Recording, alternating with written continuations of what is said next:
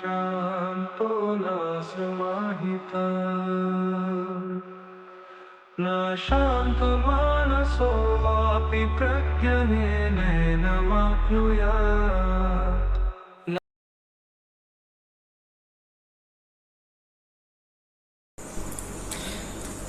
श्री गुरुभ्यो नमः। हरिः ओम्। गणानां त्वा गणपतिं हवामहे कविं कवीनामुपवस्त्रवत्तमम् ज्येष्ठराजं ब्रह्मणां ब्रह्मणस्पत आनशृण्वन्नोतिभिस्तीरसादनम्। ॐ श्रीमहागणपतये नमः। प्रणो देवी सरस्वती भागेभिर्वाजिनीवति धीनामविद्र्यवतु। गुरुब्रह्मा गुरुर्विष्णु गुरुदेवो महेश्वरः गुरुसाक्षात् परं ब्रह्म तस्मै श्रीगुरवे नमः। ॐ सहना भवतु सहनौ भुनक्तु सह वीर्यङ्करवावहै तेजस्विनावतीतमस्तु मा विद्विषावहै। ॐ शान्ति शान्ति शान्तिः। हरिः ओम्। Pranams to all. Namaskaram. Welcome back to the episodes of Katopanishad. We have been saying that we have covered the mantras up to Adhyaya, Valli, 23rd mantra. In the last episode, we have covered the part of 24th mantra. Because it is extensive explanation required, we had split it up into two parts called 24A and 24B. Now, in this 24B, we are going to see rest of the portions what is left undescribed in the previous episode. For the benefit of the listeners, let me once again recite the mantra so that we recall the basic idea of what this mantra says. Na viradho duccaritat na santo na samahitah na santamanaso vapi prajnanena yena mapnuhyat. This mantra specially says about a person could be a great scholar, Vedic Pandit, and who has performed everything, the rituals, the karmic duties of the family holder.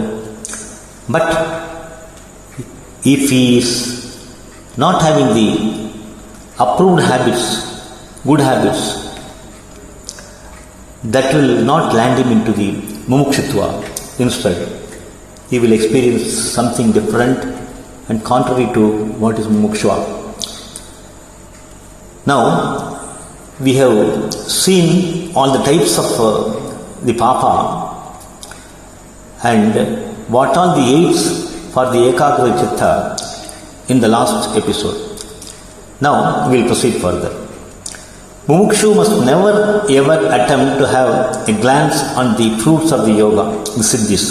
See, when a mumukshu is pursuing with the yogic meditative method, he will really get into the blissful state of samadhi. But there is likelihood of slip from there because he is able to attain certain siddhis. The siddhis are not the purnatva or not the mumukshutva status. See, the siddhis, if you are getting pleased and look back and be happy with that, you will have a slip. That's what we try to say. Mumukshu must never ever attempt to have a glance on the fruits of the yoga, the siddhis.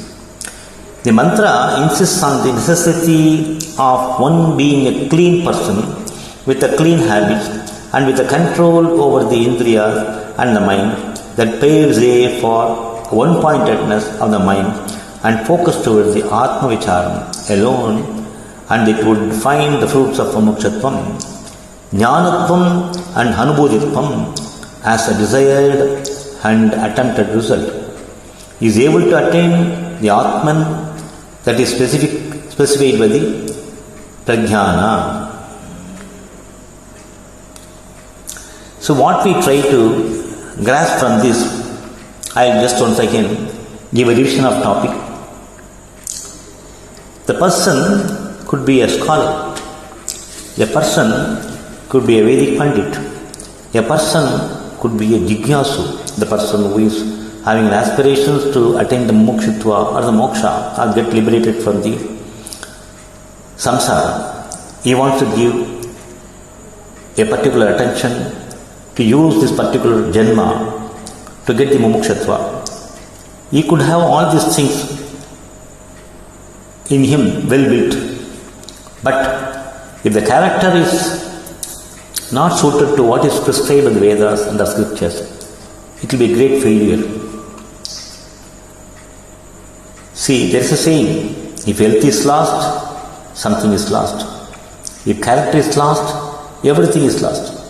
If money is lost, nothing is lost. The character is given all importance, and if this character cannot be maintained as per the requirements of the sadhana satifya, the indriya nigraha, mano nigraha, and a dispassion towards the worldly transactions, it will result only in the disintegration of the ekagra chitta. Ekagra chitta, the quietness, is very important. The stillness of the mind alone will turn the mind inward and apply the buddhi, which is a double-pronged weapon. When it turns inwards, it opens the gateway of the Hridaya Guha. So, this aspect of getting access to the Atman, which is hidden in the caves of the heart, is to be approached through a tunnel, and the tunnel is closed by a gate, and that gate can be opened only by the buddhi. The buddhi is the firewall which generally screens, filters all the happenings, incidents or imprints getting into the chit portion of the mind. The mind should ever be clean, a cleansed one. A right thinking, a right attitude and right approach and the rightfulness to the spiritual journey is all important, and therefore mind plays a very important role in ekagrata chittam. So, the shanti of the mind, the peacefulness of the mind, tranquility of the mind, is the one which makes a person to have an inward turn of the mind so that he looks into the mind. There is a compartmental interactivity between the manas, buddhi, chit and ahankara. The buddhi looks at the chit, a chit looks at the buddhi, and then it paves a way for entry into the tunnel which leads ultimately to the Hridaya Akasha, where you are able to get connected to the Hiranyagarbha. So this is a very important aspect where one needs to have perfect stillness. The stillness can be achieved through yogic method, dhyana method. Yogic method has got some shortcomings where it gives one the siddhis, what we call ashtanga siddhis.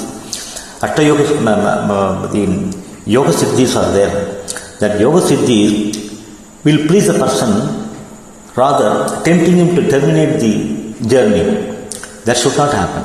But in dhyana method, it goes into the last, provided he maintains it, the status of stillness, tranquility and peaceful mind, shanti. Mind's shantam is very important. That's what is specified here, and that too a clean mind, clean ethical mind is very important. Thank you. With this, I take leave of you from the particular episode. We will see in the next episode later.